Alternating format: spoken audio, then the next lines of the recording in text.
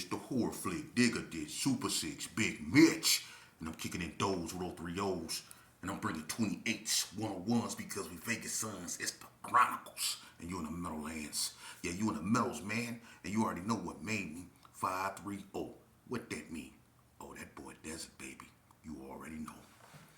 Boom! Hubba Dub, Scrub, 22-inch gold Dana Danes, and Big Bolo Yang could never sit on my claims, man.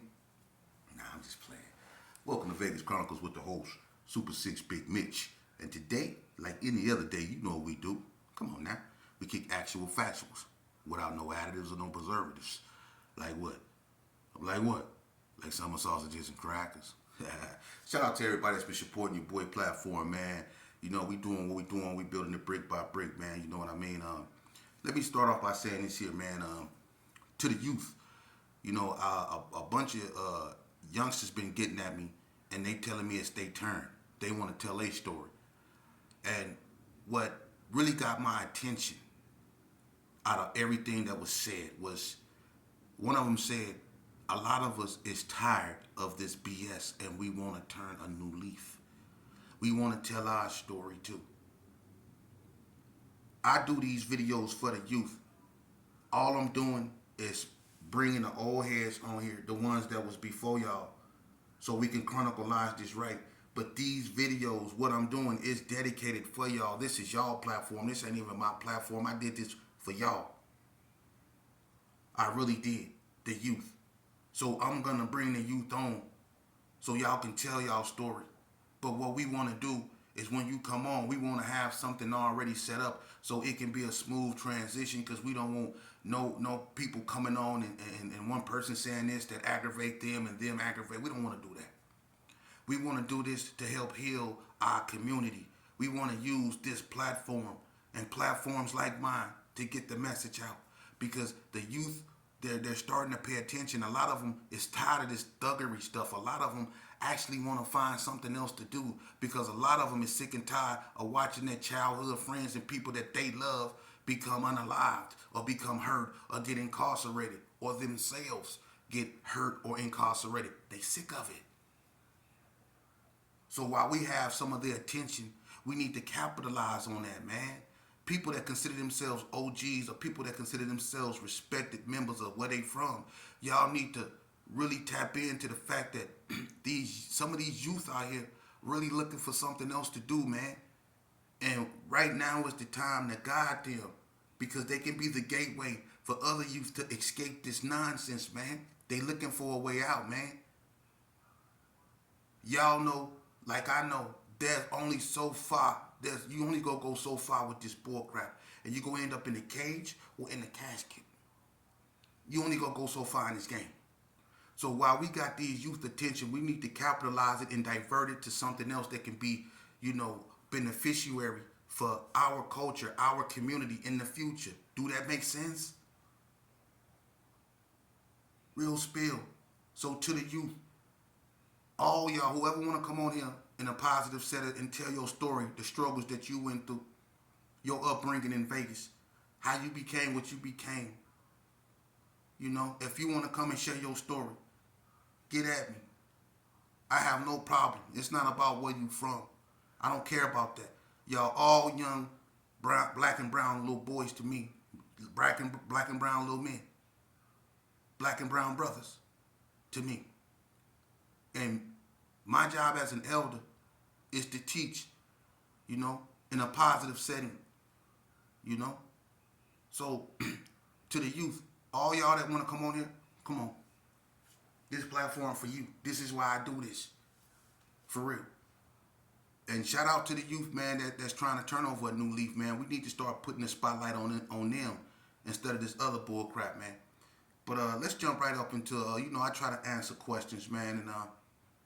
And somebody asked me, what was one of, I think I already did a video on that, but like I say, man, I try to keep my audience involved, man.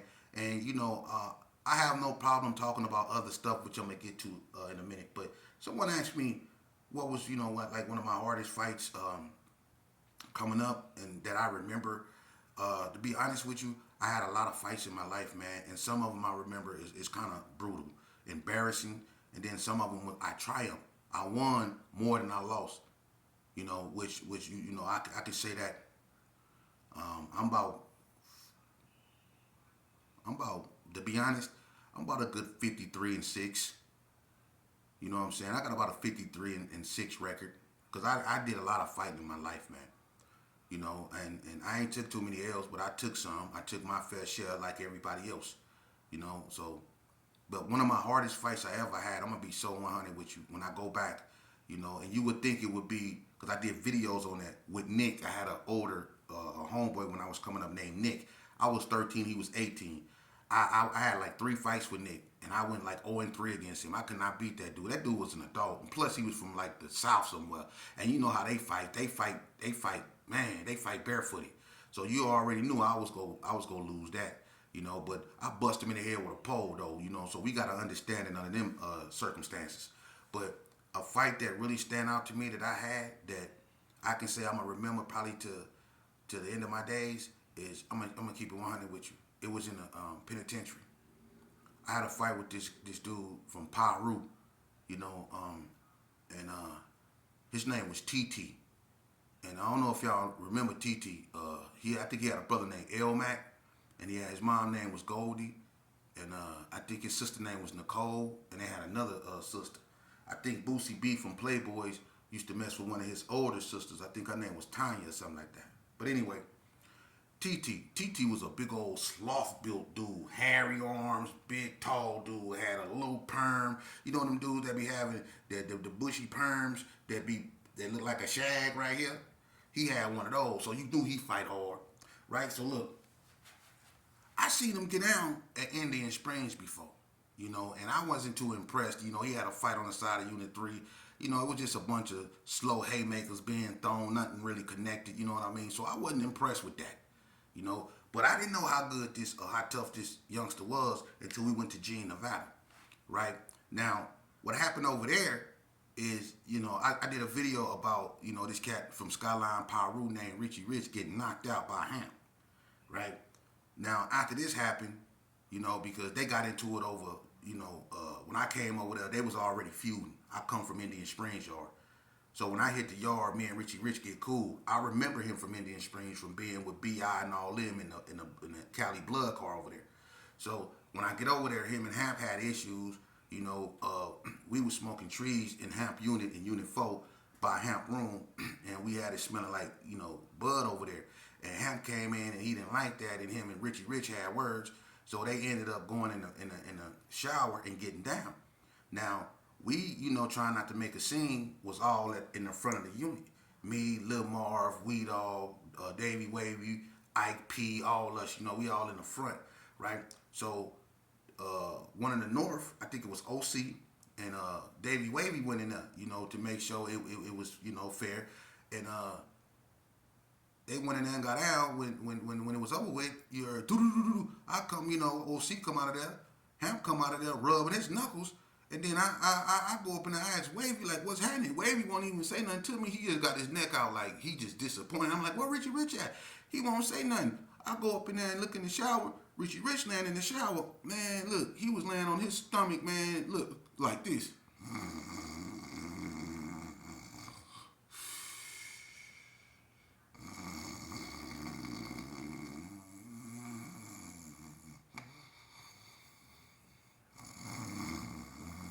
I was like, God, he was sleep,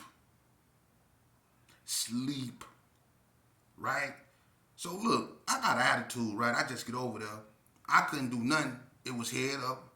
They knew each other. They've been doing whatever they've been doing with each other before I got there. Hamp knocked him out. Knocked him out cold. I'm talking about he was.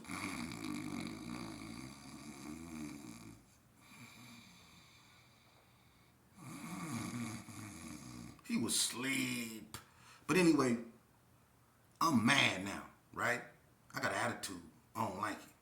So I'm walking around Gene Yard. I'm pissed off. You know what I mean? So I'm still kicking it with them, but I'm trying to get into it with people. You know, and I'm gonna be honest with you. Not too many people kind of like Richie Rich because he was one of those. You know, I'm not gonna say Cali dudes, but he was a cat from California. He had a chip on his shoulder. He thought he was better than everybody, man. He did. And, you know, I used to hang with him. and I used to peep the arrogance. I used to have to, check him every now and then because he had that complex, man. So a lot of cats, even Vegas, Bloods didn't too much care for Richie Rich. And one of them was TT. And TT and Richie Rich had words, and TT started kind of like hanging around, not really hanging with them, but being over there with the North, and not hanging with them or kicking it with them, but basically being anti, Richie Rich, So I took offense to that because I'm thinking, TT, you from the West Side, you Paru, ain't no way you supposed to be over there kicking it, with the North, or nothing like that, I mean, so me and him had words, and my cousin Jesse Shepard, he was on the yard at that time, he a Paru, so me and TT got into it. It kind of got out of hand. We ended up calling each other a bunch of bad words and stuff like that. So I told TT, whenever you ready, let me know, and we can go in the room and we can get down. We ain't finna do no more talking, right? So we left it at that. I go in the kitchen. My cousin Jesse come and sit down at the table. He said, "Hey, look, don't get mad, and I'm just delivering a message." I say, "What?" He said, "TT want to get down with you." I said, "Let's go." I ain't even finished eating. I jumped up. I said, "Oh, I got me one. I'm finna eat, right? I'm finna go down here and smash this cat, right?" So I'm like, "Where he at?" He said, "He in Unit 3. We go in Unit 3. We go in the room. We go get out in TT room." I say, "No problem." He didn't want to go in my room. They didn't trust me because I had all kind of knives. He was smart not to go in my room. So we went in his room, right? And now I'm saying to myself, he a big old sloth. I'm finna go on and slam him on his head and choke him out. I'm finna go on and I'm finna do him in, right? Real proper, right? But he kind of big though. TT tall, long arm, he big, right? And being in that room, I'm like, man, what I'm saying? We not out in the open where I can move around, bob and weave, shoot in, you know what I mean? We in close quarters. Now this one of the only fights that I really had with a cat like this, close quarters. And I went up in there. I was on hub. I was about 230 pounds. I go up in the room. We get to scrapping. Let me explain something to you. When I mean close quarter fighting, I mean we was two big dudes in the room that had a bunk bed and all that stuff in there. There wasn't a lot of room to really move around up in there. We in G, Nevada, so it's big rooms, but me and him, we two big old dudes. So it wasn't a lot of room for me and him to really get down like that. You know what I mean? So what ended up happening is we ended up fighting close quarters, meaning we was going blow for blow up close, and we would just rock 'em, sock 'em, And let me tell you something. I keep it 100. We was scrapping hard. Look, we was going blow for blow. I lift weights every day. I was benching about 480. When I was squatting about 500. Everybody know me. I was one of the strongest dudes on the yard. So I wasn't fearing nothing. I'm hitting hard, right? We in there going blow for blow. He don't work out or do nothing, but he naturally strong. I ain't knowing that, and I ain't also know he was that heavy-handed. Yeah, he heavy-handed. So look, we get to scrapping, right? We going blow for blow. I'm in there. I'm eating. Bing, bing, bing, bing, bing, bing, bing, bing, bing. We getting down, right? And look, he's slow. He throwing slow haymakers, but we close quarters, so he hitting me with his forearms mostly, right? He not hitting me with his fists. He hitting me with his forearms because he throwing haymakers. But I'm tucked up like this here, and I'm giving it to him, and we going blow for blow. Look, I don't know why I let up and bag up because I was getting kind of tired, because I tried to knock him out and I couldn't knock him out. TT got a chin, but look, when I bagged up, he threw one of them haymakers. Look, and he hit me so hard in my temple. I swear to God, I ain't never in my life been hit this hard. When he hit me, I heard, look, we going boom, boom, boom. He hit me, boom. I instantly started hearing Curtis Mayfield. We didn't have to be here. You didn't have to run from me. When I was just a nothing child. Why couldn't they just let me be, let me be? He hit me hard. I mean, Curtis Mayfield was blowing. Hey,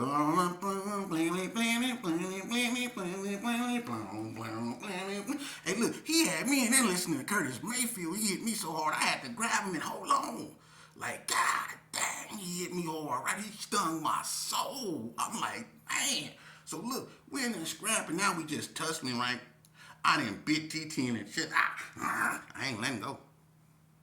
No, sir. Not for about 3 minutes. I need a break. This my standing 8 count. I bit him. And he putting his thumbs like this, trying to give me. I'm like, you ain't. I'm up on him. I need this break. I need somebody to break it up too, because he hit me hard. He hit me hard. But after I recuperated and stuff, right? We squared back up. We threw a couple more punches, you know what I'm saying? And it didn't really go that, further than that, you know what I mean? I kind of got him in the beginning.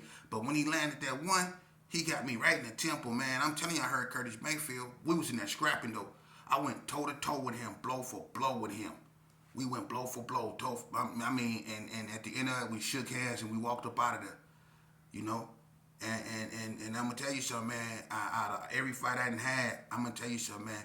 I said to myself, next time I get into it with him, I'm sticking him, because I'm telling you, I came up out of there, man. I had self-esteem going up in there. When I came up out of there, feeling average, because that he hit me so hard, but we went toe to toe, and that's just how it is when you get down, Some people scared to get down.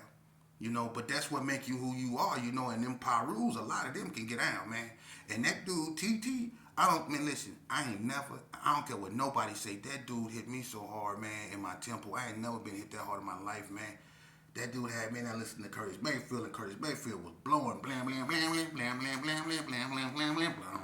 I was in there listening to We Didn't Have to Be Here, and he hit me hard, for real, man. But that's probably the most the hardest fight I ever had was with Paru TT. That boy hit hard. And I heard TT no longer with us, man. That's sad, man, cause even though me and him got down, we respected each other, me and him, we went toe to toe, man. And TT told me, straight up, it ain't too many people that he fought that he didn't drop or sleep, and he was like, man, I hit you hard, you took that. And we had like a respect thing, and every time we used to come around each other, we used to laugh about it, and that was my partner, but, somebody did some foul stuff to my partner, man. I don't know what happened. I'm not getting into that. Rest in peace. That was my Brody, man.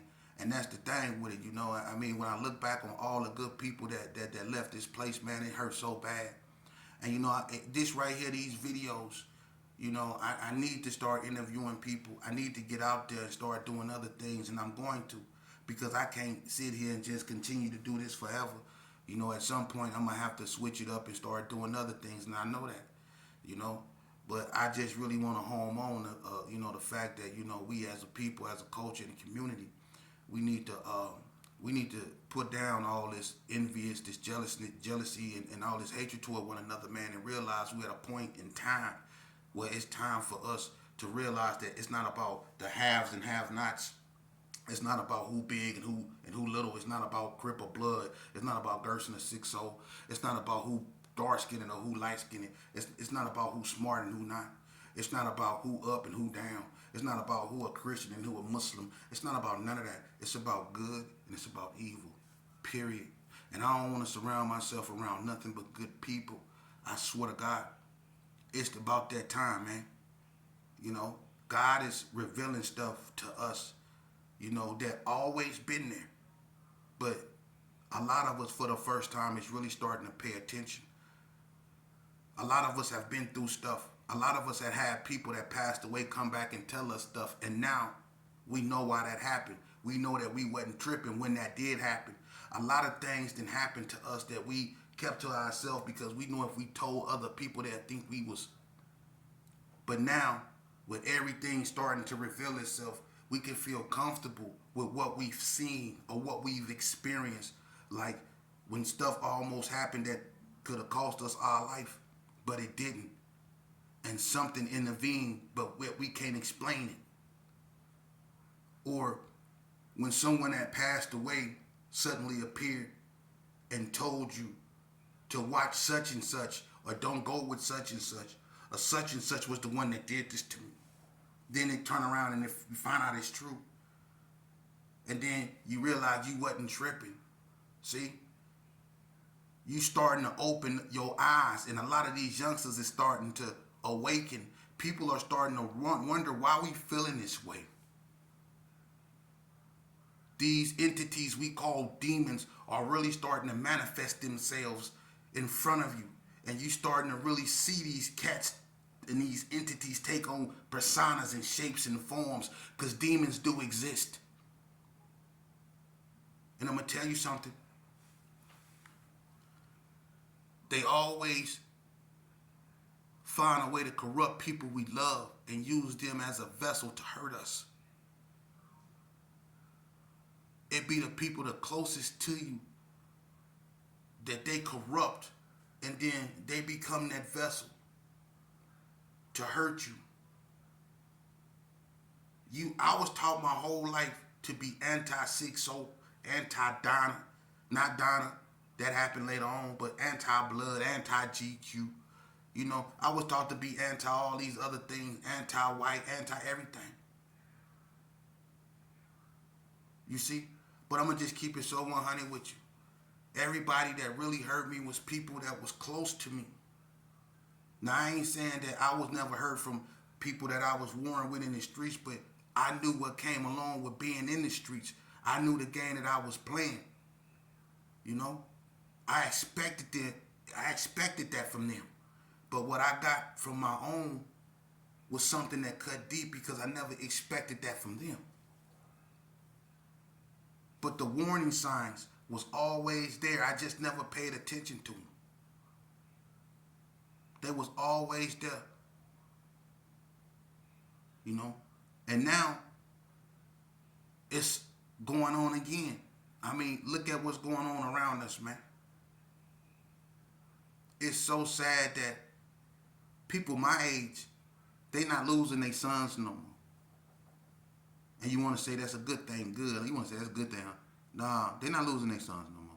They losing their grandchildren. Yeah, that's how bad it done got. Now they losing their grandchildren. Some of these cats my age done lost their sons and their grandchildren. Their whole lineage is gone behind this madness. This ain't no game, man. And then you got some good brothers, some powerful brothers that used to be somebody in them streets that turned to God. Because only God can carry them through the storm that they was going through. This how heavy this game done got, man. If it don't be for God, a lot of these cats will be up under the bottle. A lot of these cats will be up under the bridge on drugs or something, man. A lot of cats had to turn to God, because in the end, that's who always been there. God. God. And when I found God, I didn't have to go to no church. I didn't have to go to no mosque.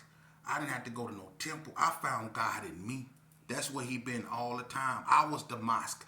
I was the church. I was the temple, because I looked within myself and I found that power to deliver myself from that hole, that hell that I was in prison. You see? I've been a student of God ever since, man. I don't have to go to a mosque. I don't have to go to a church. No disrespect to people that do. But I don't. Because see, God is universal. He's 360 degrees. There's no beginning or end to him. And if you know, you know. And my thing is this here, man. I'm just a messenger. That's why he left me here. To be an example and a messenger. And when I'm gone, he gonna raise somebody else to take my place, to do the same thing I'm doing, even better. But I feel blessed to be here, to be able here to bring y'all this message, because there's a lot of people that started this journey with me that didn't finish it. And as much as it hurt, one thing life has taught me is that some people that you love, who you want to be in your story, was only meant to be a chapter. We have to understand that. You know? And some people enter your life not for the journey, but for the lesson. You see? So remember that. And to the youth up out there, man, let me be the first to tell you, there's nothing wrong with reclaiming your individuality. If you want to go and you want to give it to God, see, it's something in you that you need to release, and I know what it is. It's that anger, that rage, you know? And you need to find somewhere to express yourself. You need to find a way to express yourself. The youth do. And they're so creative. They do it in music. But if you listen to their music, it's all about, the wrong thing sometimes. And that's them expressing their hurt, their pain, or what they see where they come from, the anguish. See, that's what they bringing forth in their music, But unfortunately, people in other places, and we go get into that, on the power of music. And speaking of music, someone asked me about the music in Vegas and, the rappers. And we had a lot of rappers from 420, the Murderers Clique. That was my crew there. The Struggle, Trigger B, you had Doomsday, you had Ken Folks, they was called for sure. You had Eternal, and you had individual rappers like Fortune, you had Lil Threes, Trey Treys, from the coast. You had no money in your pockets, no money in your safe, so you don't need to lock it. Fool, break yourself. Y'all remember HK from the coast? Yeah, y'all had him. You had one of the first rappers come up out of North really on wax was